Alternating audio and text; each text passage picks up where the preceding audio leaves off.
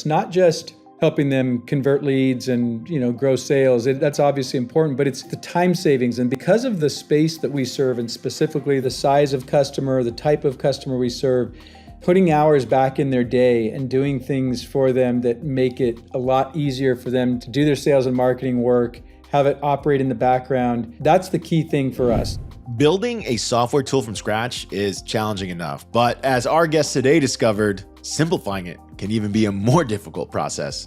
Today, we're pleased to welcome Clate Mask. He is the CEO and co-founder of the CRM and automation platform called Keap. It's spelled K-E-A-P, and it focuses on small business needs.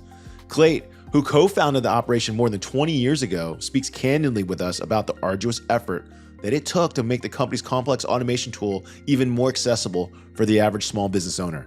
He also offers some straightforward advice for every aspiring tech entrepreneur. I think that you'll enjoy his comments.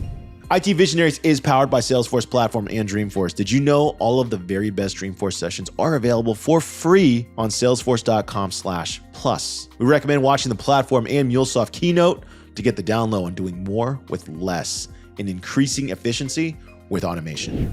Welcome everyone to another episode of IT Visionaries, and today we have a special guest. His name is Clate Mask. He is the CEO of a company called Keap. Like a lot of software companies, it's spelled kind of funny, K-E-A-P. It used to be called Infusionsoft. Clate, welcome to the show. Albert, great to be here. Thanks for having me. All right, for those who don't know what Infusionsoft was or what Keap is today, tell us what is Keap, what does it do, what are you guys about? Yeah, we're sales and marketing automation software for small businesses. We combine CRM, marketing automation, sales automation, and e-commerce into one platform to help small businesses grow. And do you primarily work with like e-commerce companies, or do you work with all types of companies? Like it's more like a HubSpot where it can handle basically a customer record, an activity on a website, and then the outbound communication no matter where the person wants to be. Yeah, that's we handle all kinds of customers. We definitely have a strong contingent of online businesses, but we have all kinds of customers. The way you described HubSpot, that's really, we're kind of HubSpot for smaller businesses. Excellent. Now, one of the unique things, or I find unique about Keap, is the age of Keap. The business has been around since 2001. For those who are born after 2001, listening to this podcast, if you're in college right now studying, in 2001, e-business was not nearly as prevalent as it was today. There was still a lot of questions of, is Amazon going to survive? The dot-com boom of 2000 had just happened where tons of dot-coms got huge IPOs and went out the door, failed miserably. So this is a really interesting situation here where you have literally seen, basically you've built this with the rise of the internet. Give us an idea. What got you started? What made you say, hey, I want to turn the lights on. This is the kind of industry I want to focus on, and take us through what you've seen till now. Yeah, you bet. So I got into a software company, a web hosting company, while I was in graduate school a couple years before we started Keap. And you're right. I mean, we've seen it all. When we started this company, we were doing custom software, and one of the big questions we had to determine early on was desktop or web. It was that long ago. So we were smart enough to recognize the future was web-based, and so we created our CRM software in 2003 is when we kind of started to get the predecessor of our current product, and we did it web-based, and thank heavens. Now, were you a developer at the time, or what gave you insight as to this is the marketplace to go? Yeah, I wasn't. My co-founders both were developers, and they both said, "Look, this is the way it's going." And I agreed with them. I was like, "Yeah, it was tough because there was so much at the time. There was much more efficiency and much more stability in doing desktop apps, and we were doing custom software. So there was if we had just been trying to create a profitable venture at the time, and we would have ended up going with desktop apps. But we saw that the future was going all web-based, and so we started building in Java, and that was really kind of the smart move we made back then.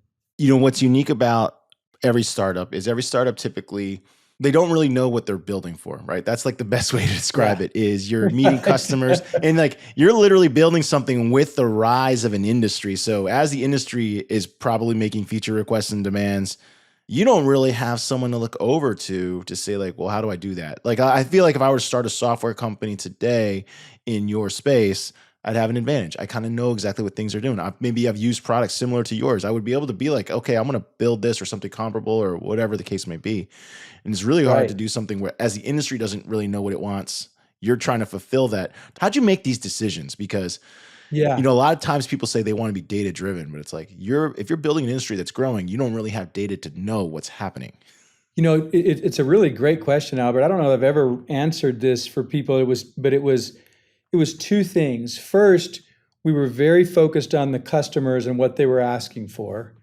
And then second, we were watching the software world and watching how it was changing, and we were trying to predict where it was going to go. And then we tried to match up those two things, what customers were asking for and where we felt like the technology and the future was going.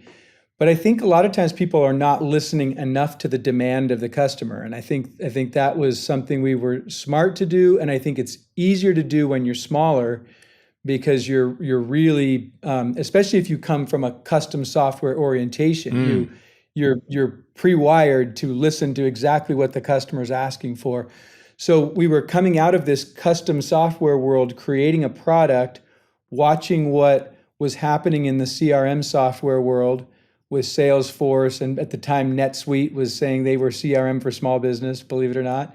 And and so we were watching the developments of Salesforce and NetSuite and how they were doing something very different from the Siebels of the world and the large CRM software packages. And so we were serving these small business customers, watching what Salesforce and NetSuite were doing and saying, and we realized there was this thing that was slightly different than what they were saying that was more about helping small businesses grow with marketing capabilities as well. And so it was really listening to customers and watching the industry and then kind of figuring out where the sweet spot was for our company.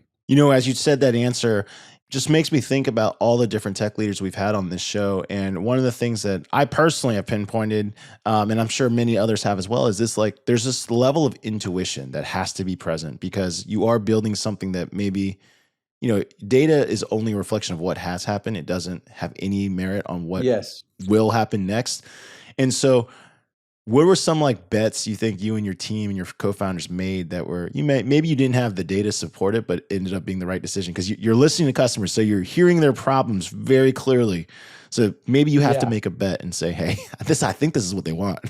The first one I would say was automating emails. Doing marketing. Marketing automation wasn't a thing. SaaS wasn't even a thing yet at the time. Salesforce didn't really start calling it SaaS until a couple of years later. We were doing software, and we first made the bet to go web based and go with a subscription model. We charged a certain amount up front. So we had kind of a hybrid model. There was a service fee to get started, and then it was subscription. But that was wise for us to go as subscription. It was wise for us to go with automating marketing. And so we got into the SaaS world before it was called SaaS, and I think that was a good move. And then we started to do marketing automation before anybody was calling it marketing automation. There was no Eloqua, Marketo, Silverpop back. I mean, there was none of that stuff. It was just our customers were saying, we capture a lead and it's really hard to follow up with that lead and nurture that lead through to a paying customer and then beyond that. And so we were listening to our customers who had this marketing orientation, and none of the CRM software that was out on the market was doing it. And so I think that was the second effective thing we did. First was going SaaS, and second was going with marketing automation and really pioneering it for small businesses. You were building for customers, you're making bets, including marketing automation before it ever existed. You're like, hey, this is what these customers are asking for. I got to build it for them. Fast forward to the evolution today. Obviously you're a bigger company now. You have more team members, probably more decision makers from just throughout your organization, really.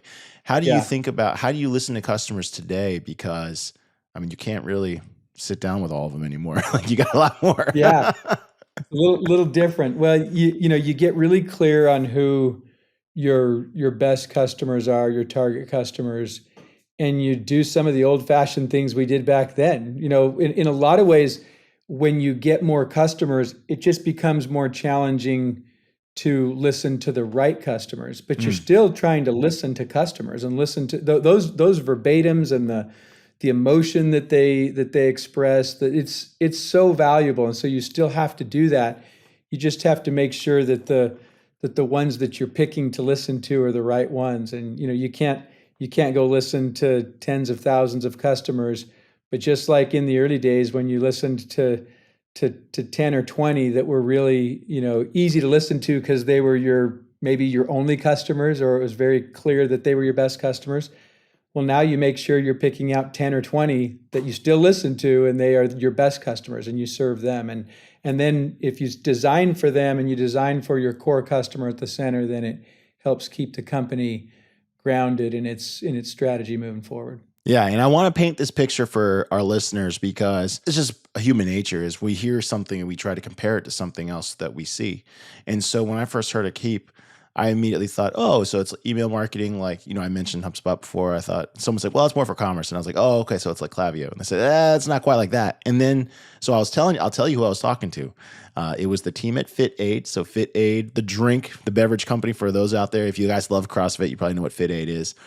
But they use theirs for not only the B2C business, but the B2B business. And it was something I didn't really think about, right? They have gyms all around the country so they need that marketing automation that Clate's talking about, that they know that they shipped a case that runs about 30 days. As the case starts getting low, they want to automate and say, hey, it's time for your replenishment or whatever the case may be. And I was like, man, there are a lot of use cases that I could see why someone would want this integrated. Then I got to see their flow map, and not going to lie, didn't really, I thought it was like a military drawing. It was like the most spaghetti thing I think I've ever seen in my life. Like, hey, I was like, oh, goodness gracious.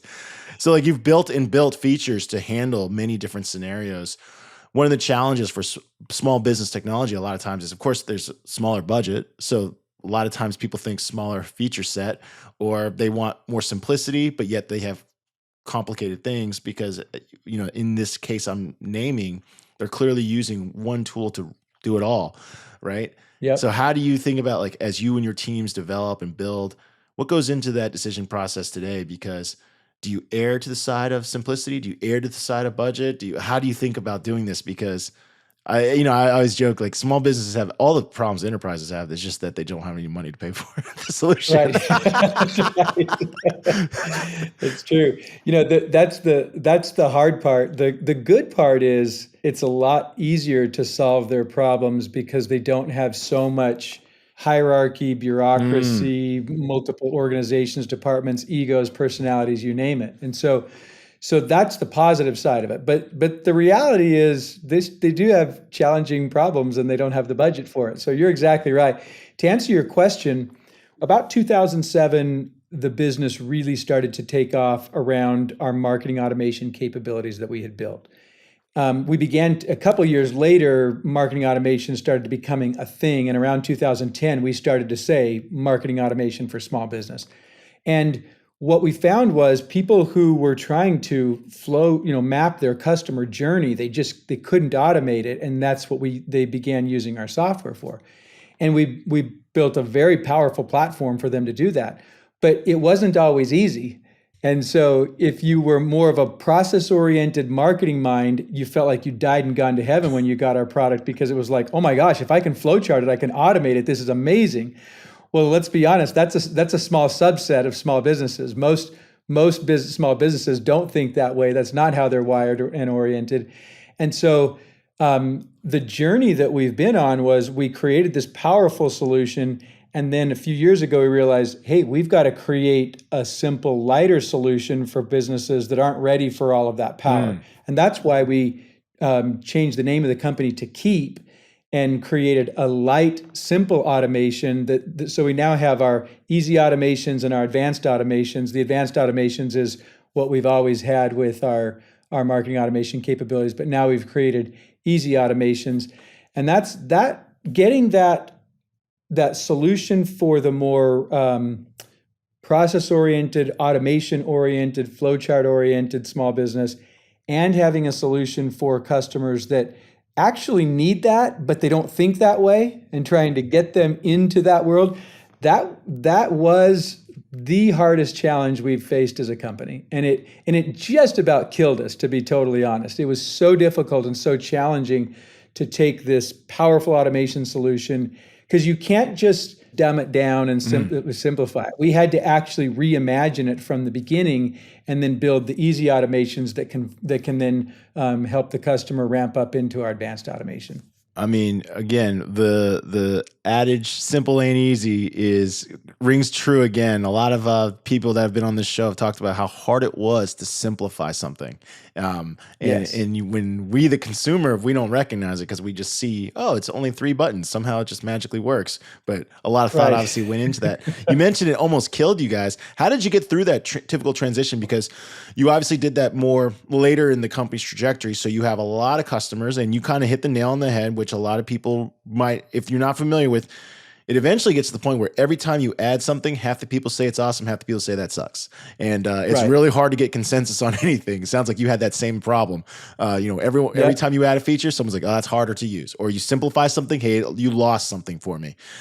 It's a challenge. How did you go about that? Because I could hear it in your voice that it was tough. So how did you and your teams take this on? It was so tough. We started to do it ourselves with the team that had built the powerful solution, and then we realized, you know what, we need a different kind of thinking. So I brought in some people from the outside. We built a team to work on it, and you have all the challenges of the existing product that is paying the bills, and then the new thing, and they kind of go to war with each other. It's a really tricky thing, and so what we ended up doing was we created the team that we brought in helped us create a simple paradigm and an easier way to do the sales and marketing, but they left out the real secret sauce of what we do, which is the automation.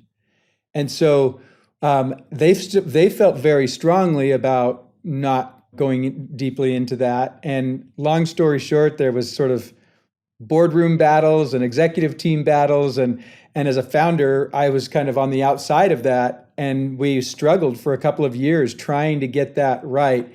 And then I got the reins back after a couple of years, and we began to bring the automation into what our easy product is. And so now we have Keap, which has an easy interface with an easy user experience, with easy automations, and that's our pro solution. And then you go up to our Max, and that's our long-standing, robust, powerful solution that we've had. In your story, I couldn't help but think like this. Again, I often do this with all my guests, is I reference things that I've heard other guests say. And, you mentioned getting an outside voice or an outside opinion because we've heard from different tech leaders before. It's like, if you've spent your whole life building something, it's very hard for you to imagine what else it should be. Right. And it sounds like this happened. How did you know that the decision had to be made to be like, I got to get an outside voice in this arena? Not because my existing team's not good at it, but because they're not able to, because you've recognized that there's something they're not seeing. What made you make that decision? How did it go? Like, were they sensitive to it? Did they think, hey, what are you doing to me, Clay? Like, I've been building for you for all these years. You're telling me that someone else knows better than me? Like, what's going on? Yes, all of those things. And I would say, and some of those things I was wrong on, and some of those things I was right on. I mean, you know how it goes. You don't nail it perfectly. But the way that we knew is that my co-founders and I were saying, we've tried to simplify this. We really need to rethink it. And so, when I loved your point about simplicity, it's simple lies on the other side of a very complex journey that you have to go through. And so we realized that we weren't making the progress in ease of use that we needed to make. And we recognized that our paradigm and our way of thinking was limited to the way that we had built it from the beginning. And so we just felt like we needed outside thinking, and we absolutely did. In hindsight, I would have done it a little differently. I would have brought them in as consultants and maybe, a full-time hire or two, but that need in the business coincided with a personal need I had to be a little more present at home and balance things out after, burning it hard as an entrepreneur for many years. And so what we ended up doing was I put a COO in place, and that COO ended up just having a different vision than what we could see and what we believed was needed. And he wasn't wrong and we weren't right. It was just different, and it created a lot of tension and a lot of challenge for us to work through, which then the board had to make a call. Well, which way are we going to go? Are we going to go with the founders, or are we going to go with this COO that's got a lot of years of experience and has a team that he's been bringing in that have that experience? And it was, usually boards go with the pedigree, not the founding group. And so that's what happened. And to be honest, there was a period of time there where I was pretty frustrated. I was kind of feeling disempowered and in the corner and not able to really do much, even though I had the title of CEO. I couldn't actually remove the people and do anything that to make CEO decisions. And I went through a pretty tough period working with my coach and getting through that. And then I got to the point where I was really grateful for what they had created in Simplicity that we couldn't. I recognized that while the board sided with them, they didn't boot me out, which is what usually happens. And I became very grateful for the opportunity to still be in the company and to now have an easy to use experience for our customers. And I recognized that if we could just get the secret sauce of our automation injected into the product in the right way, that we'd really have something exciting. And so I was able to get the reins back and outlast those who were dealing with the challenges that didn't have it in their DNA and their passion to do this the way a founder does. And so we began putting the automation into the product and began making progress to unify what was a very powerful product and a very simple, basic product that needed to be brought together in one product line. I think you said 2017 this process began. Is that right? That's right. And then when was it done? 2020 is when I got back at the helm, and I would say it's still not done, but we're making more and more progress. We keep making progress. That makes sense. Let's say a process of at least 3 years. When did you turn the lights on, though, and let other customers see and experience what the team had been working on for 3 years? We started to do that in 2018, and it became very apparent that the very simple solution that didn't have the automation was not the right, we didn't have product market fit, right, to put it bluntly. And that's what ultimately, another 18 months of that from folks who had been building it, they became discouraged. It wasn't working. I could see, and my co-founder could see, that we had something there that was really cool. It was mobile first. It was simple. It was an easy paradigm, but it lacked the magic of what Infusionsoft had been. And so in 2020, I was able to get the reins back, and then immediately get hit with COVID and everything that came along with that, and do a lot of work to get the company turned around and moving in the right direction. So what was the audience reaction when they got to see that the blend, right? The final product, the blend, was it immediate, like, whew, people liked the product? Was it another gut punch of like, hey, we still have more work to do? I know in software, you're never actually done. I tell that to people that want to get in the software games. Like, there's never a point where like it's good enough, because the second you're done, someone else is making theirs better. That's right. The reaction was, okay, we see this now. There's still a lot of work to be done, but we get it. So what we did was we took the easy and beautiful modern experience, and we inserted the advanced automation builder that was the crown jewel of Infusionsoft. And so we did the work to make the front end experience of what had been the automation engine in Infusionsoft. We brought that into the easy user experience. It was still advanced automation though. So we had a nice UI with this advanced automation now in it. And then the next step was for us to say, okay, now let's create an easy automation experience for folks who don't want to get under the hood and build out the kinds of flowcharts you saw Fit8 do, right? So we created a very simple way last year for customers to do if this, then, we call it when then automation. Okay. When this happens, then do that. And it's in, plain English. When someone fills out a form, then send out this email, and then this, and then that. And so we created that. Your 3 buttons analogy that you said, for us is when then automation. When this happens, then do this. And most people, like I said, are not process thinkers, but they can do that. They can go, oh yeah, when someone clicks on this, then I want them to do that. And so we serve up the different items of when this happens, then do that, and they can do it very simply. And then that gets them into the world of process automation. And it's not long before they're reaching for the advanced automation where they want to do, but if they're this and if they're that, and if they've done these 3 things as well, and I want to send them over onto this path, that kind of thing. I like the way you described that, because I once had to do a email automation flow where I looked at it like a day later. It's like, why is it sending nothing? And they said, you've introduced enough but thens and clauses that you've basically eliminated your whole customer base. No one qualifies. I was like, it's working as intended. I was like, oh, my bad. Right. Hearing you talk, on one side, Keap is a very successful company. It's been around for over 20 years. We see the customer roster. It's in the employee count and on LinkedIn. Like it's an exciting company. But at the same time, you've also been very transparent with us that it's really hard to innovate. It's really hard to innovate in software, and the competition is fierce in your marketplace.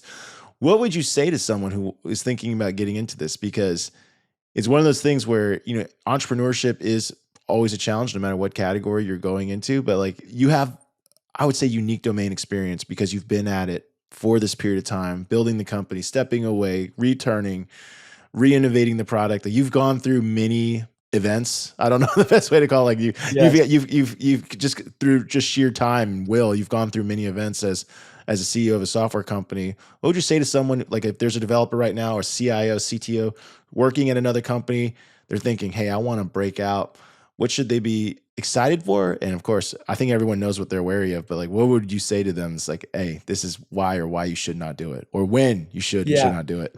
Yeah, I think first thing, you've got to have a drive and a passion and a commitment to the thing that you see, that you believe in. It's got to be so strong, because it will get challenged, beaten down, torn apart, ripped up and torn up in front of your face, laughed at, all that stuff. I mean, it's so challenging that if you are the kind of person that is not willing to plow through a brick wall for this thing that you believe in, you've got no chance. So there's just no chance. It looks like, oh, we've got this technology, we're going to go do this thing, but market realities and people realities and leadership realities and mental and emotional realities of the entrepreneur, not to mention lifestyle and pressure and financial and spouse and relationship. I mean, all that stuff. Yeah. If you don't have massive passion and conviction, just don't go. Yeah. Don't start.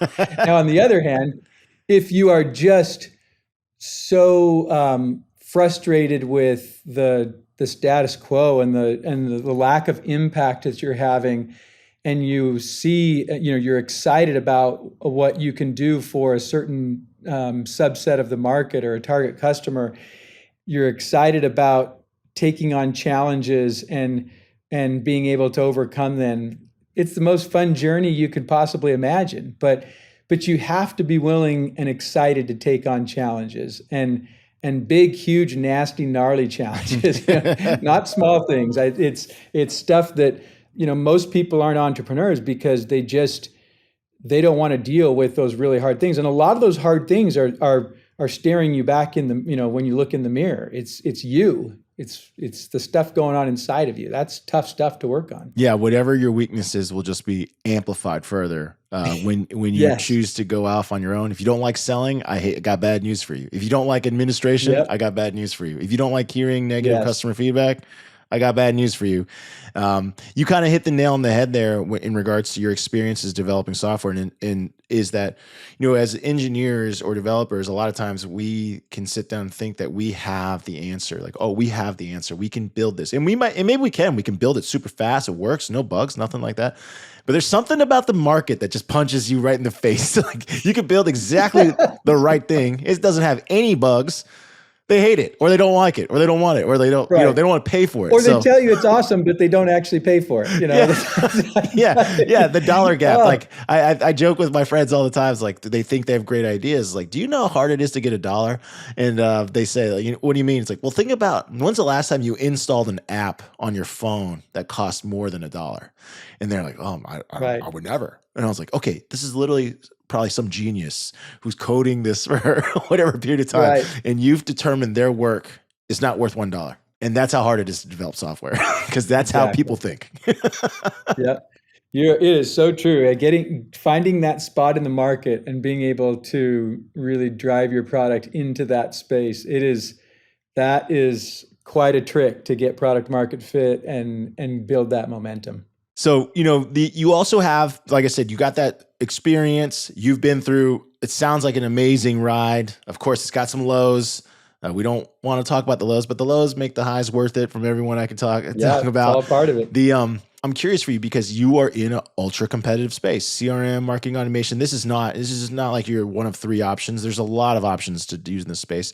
How do you view like the next 5-10 years for your company? How will you continue to innovate? How will you continue to deliver? Because, we already talked about it. Competition's not going to rest, so you can't rest either. So, yeah, no doubt. The thing that we've always prided ourselves on, except for that little period of time, is automation. It's saving time for the customer. It's not just helping them convert leads and grow sales. That's obviously important, but it's the time savings. And because of the space that we serve, and specifically the size of customer, the type of customer we serve, putting hours back in their day and doing things for them that make it a lot easier for them to do their sales and marketing work, have it operate in the background. That's the key thing for us. So it's about automation. It's about, there's some really cool things with AI we're doing. There's some really fun things we're doing with machine learning, and just making it easier and easier for small businesses to grow without having to put all of their time and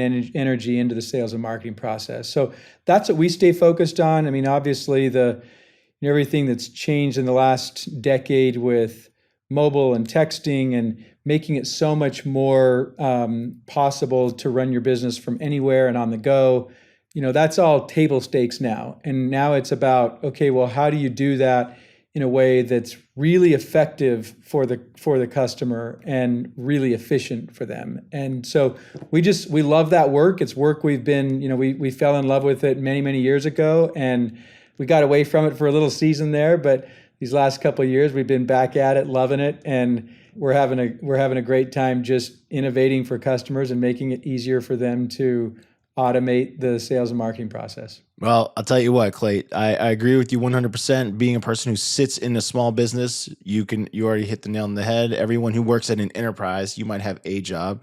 If you run a small business, you have many jobs every day, something that you probably, and I always joke that most of it's what you don't want to do, like a little, there's a small portion of your day that's dedicated to what you enjoy doing.